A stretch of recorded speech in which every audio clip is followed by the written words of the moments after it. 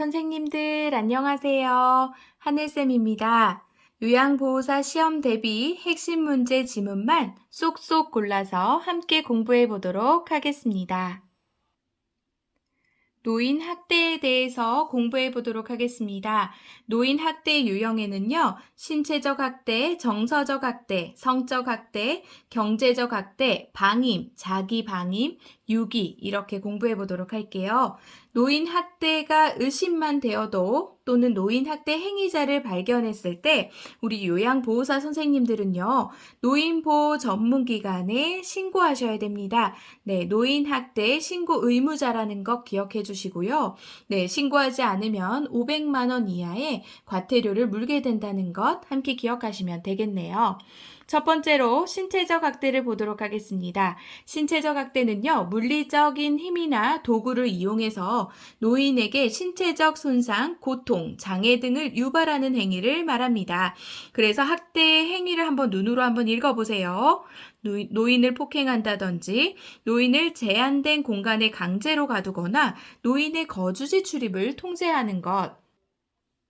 또 노인의 신체를 강제로 억압한다든지 신체적 해를 가져올 위험성이 큰 행위로 노인을 협박하거나 위협하는 것, 또 신체적 생존을 위협할 수 있는 행위를 하는 것이죠.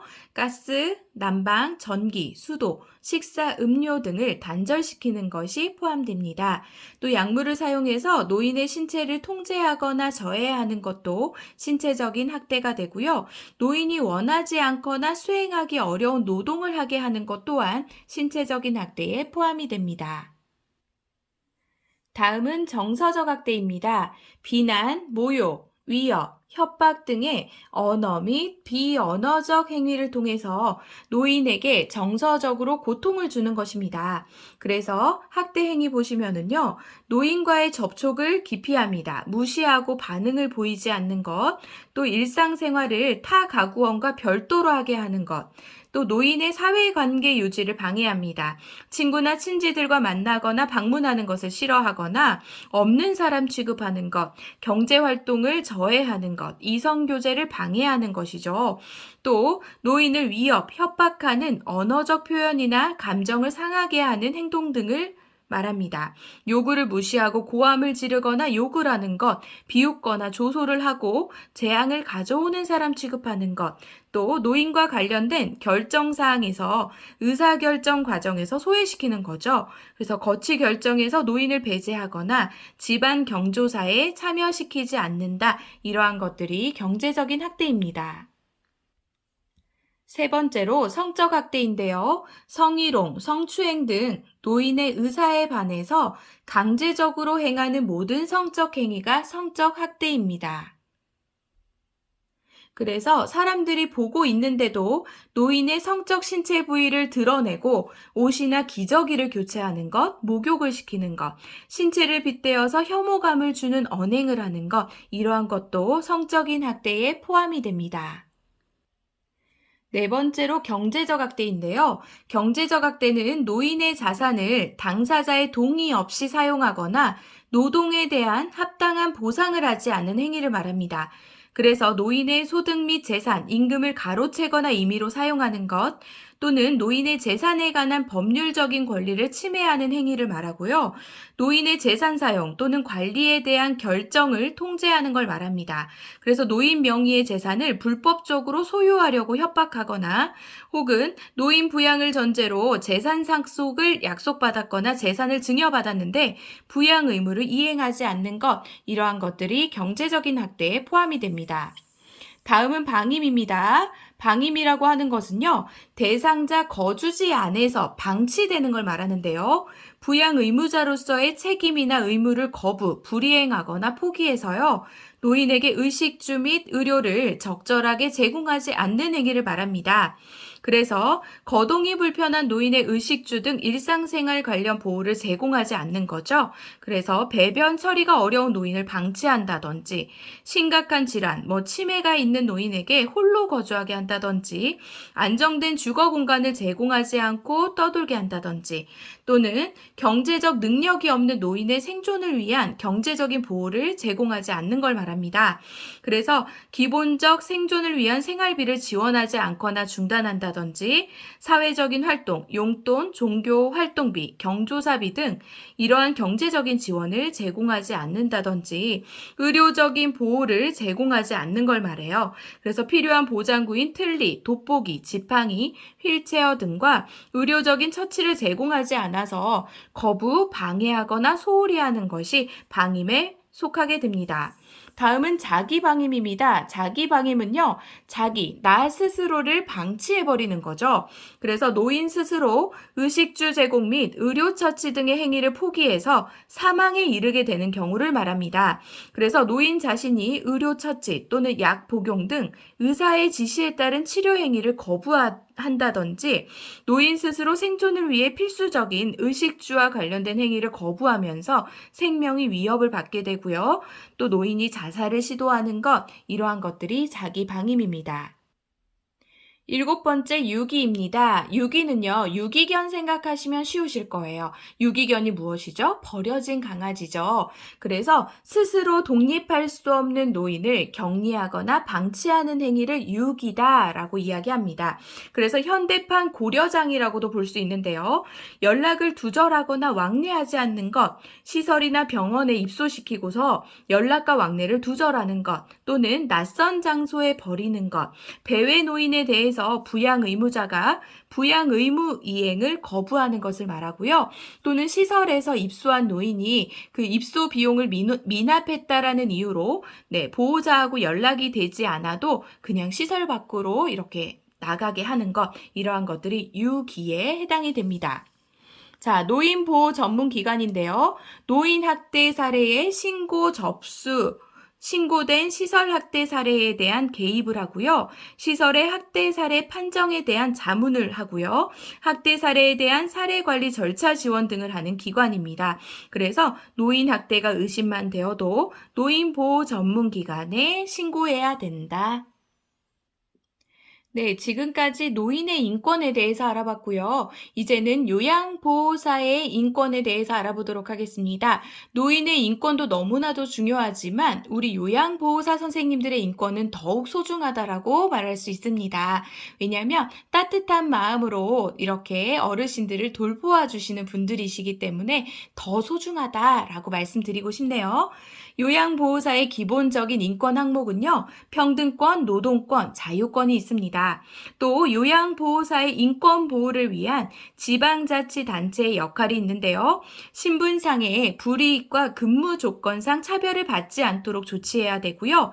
장기요양요원 지원센터가 있습니다. 그래서 장기요양요원 지원센터에서는요, 장기요양요원에 대한 건강 증진, 직무 향상 교육, 취업과 상담 지원 및 대체 인력 지원, 그 밖에 복리 향상에 힘쓰고 있습니다. 그리고 요양보호사는요, 근로기준법 그리고 산업재해보상보험법, 산업안전법으로 요양보호사의 인권을 보장해주고 있는데요. 그중에서 산업재해보상보험법 보도록 하겠습니다. 산재로 요양 중에는요, 퇴직이나 사업장애 부도, 폐업을 한 경우에도 산재급여를 받을 수가 있고요. 산재를 당했다는 이유로 해고할 수가 없습니다. 보험급여는요, 조세 및 기타 공과금 부과가 면제되어서 세금을 떼지 않고요. 퇴직 여부와 상관없이 보험급여는 3년 혹은 5년간 유효합니다. 보험급여는요, 양도또는 압류할 수가 없어요. 그래서 채권자가 건드릴 수 없다라는 것 기억하시면 되겠네요. 다음은 성희롱으로부터의 보호 보도록 할게요. 우리 요양보호사 선생님들이 업무를 하시면서 성희롱이라고 하는 문제를 만나게 되는데요. 성희롱은 언어적 행위, 육체적 행위, 시각적 행위 이렇게 크게 나눠볼 수가 있겠습니다. 그래서 중요한 것은요, 성희롱을 만났을 때 성희롱에 대한 대처 방안이 중요합니다. 먼저는 장기요양 기관장애 대처인데요. 요양보호사들에게 성희롱 예방 교육을 1년에 한 번 이상 해야 되고요. 직원들 사이에 성희롱이 발생했을 경우에는 행위자를 징계해야 됩니다. 또 성희롱 처리 지침을 문서화해서 기관 내에 두어야 되고요. 그리고 성희롱 시 가해자가 받을 수 있는 불이익과 향후 대처 계획을 명확히 설명해야 됩니다. 또 대상자 가족에게 사정을 말하고 시정해 줄 것을 요구해야 되고요. 시정 요구에도 상습적으로 계속할 경우에는 녹취하거나 일지를 작성해 두어야 됩니다. 또 요양보호사의 대처 방법이 중요한데요. 감정적인 대응은 삼가고 단호히 거부 의사를 표현한다. 모든 피해 사실에 대해서 기관의 담당자에게 보고하고 기관에서 적절한 조치를 취하게 해야 돼요. 그리고 심리적 치유 상담 및 법적 대응이 필요하다고 판단될 경우에는요. 외부의 전문기관, 성폭력 상담소, 여성노동 상담소 등에서 상담을 받고 회복하시고 도움을 받는 것이 중요합니다. 요양보호사 선생님들은요, 이제 어떤 간병인이나 파출부와 같이 그런 자격 없으신 분들이 아니라 이제는 국가고시로 국가 자격증을 취득한 전문가라고 볼 수가 있어요. 그래서 전문가들은요, 그것에 걸맞는 직업 윤리가 있고 윤리적인 태도가 수반이 되어야 됩니다. 그래서 요양보호사의 직업 윤리 원칙 볼게요. 개인적 선호 등을 이유로 대상자를 차별하면 안 되고요. 대상자의 자기 결정을 최대한 존중해야 돼요. 그리고 업무의 경과와 결과를 시설장 또는 관리 책임자에게 보고해야 되고요. 지속적으로 공부해서 지식과 기술을 습득해야 됩니다. 그리고 항상 친절하고 업무상 알게 된 개인정보를 비밀로 유지해야 돼요. 또 대상자의 가족, 의사, 간호사, 사회복지사 등과 팀워크를 이루어서 적극적으로 협력해야 되고요. 신체, 언어적, 정서적 학대를 하면 안 되고 물질적 보상을 받으면 안 됩니다. 또 대상자에게 일방적으로 도움을 제공하는 수직적인 관계가 아니고요. 상호 대등한 관계라는 것을 기억하셔야 됩니다. 다음은 요양보호사의 윤리적인 태도입니다. 대상자를 하나의 인격체로 존중해 주셔야 되고요. 요양보호사로 종사하게 된 동기를 점검하면서 겸손한 태도를 유지하셔야 됩니다. 그리고 성실하고 침착한 태도로 책임감을 갖고 업무 활동을 하셔야 돼요. 그래서 매사에 약속을 잘 지켜야 되고 책임 있는 언행을 해야 됩니다. 그리고 자신의 활동이 모든 요양보호사를 대표한다고 생각하셔야 되고요.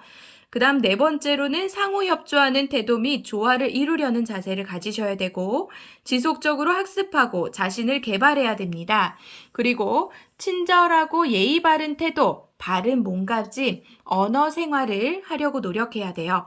그래서 방문일을 변경해야 될 경우에는 반드시 사전에 연락해서 양해를 구해야 되고요.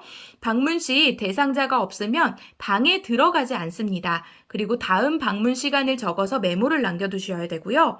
늘 존댓말을 사용하고 유아어, 명령어, 반말은 사용하지 않아야 돼요. 또 대상자와 별도의 서비스 계약을 하거나 타 기관에 의뢰해서는 안 됩니다.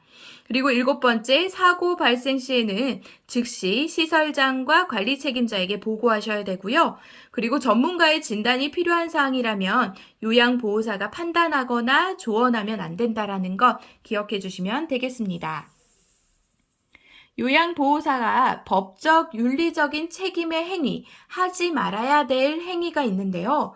자, 첫 번째는 감독자에게 알리지 않고 근무지를 비우거나 공용 물품 등을 가져가는 행위, 복지용구를 판매하거나 이를 알선하는 것, 본인 부담금을 할인하거나 추가로 부담하게 하는 것, 또 기록들을 고의적으로 위조 변조해서 기록하는 것, 대상자의 비밀이나 사적 생활을 발설하는 것, 할당된 장소에서 근무를 거부하는 것, 타인의 근무를 대신하거나 자신의 근무를 대신해달라고 요구하는 것, 등급 판정 또는 장기 요양 인정 신청을 유도하는 행위, 대상자나 가족에게 돈을 빌리거나 뇌물 또는 팁을 받는 행위는 요양보호사가 하지 않아야 되는 그러한 행위가 되겠습니다.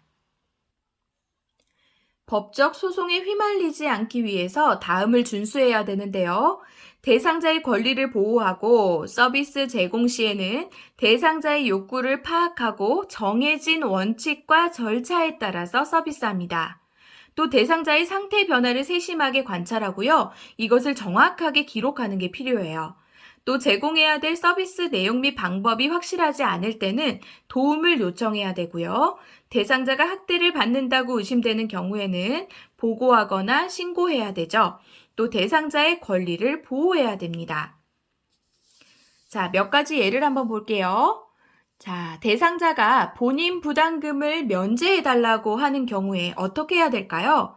그럴 때는요, 본인 부담금 면제는 불법이에요. 그래서 불법 행위를 신고하면 신고포상금을 받을 수 있다라고 말씀해 주시면 됩니다.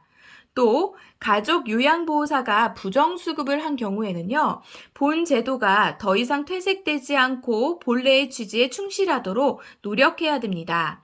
또 대상자의 보호자가 사용했던 기저귀를 재사용할 것을 요구하는 경우에는 어떻게 해야 될까요? 자, 의도적으로 해를 입힐 위험이 있는 행위는 하면 안 되거든요. 이것은 무해성의 원칙에 어긋나는 겁니다. 그래서 재사용할 수 없다라는 이유를 보호자에게 설명해 주고요. 만약 계속 요구를 할 경우에는 다른 가족이나 관리 책임자에게 설명하셔야 됩니다.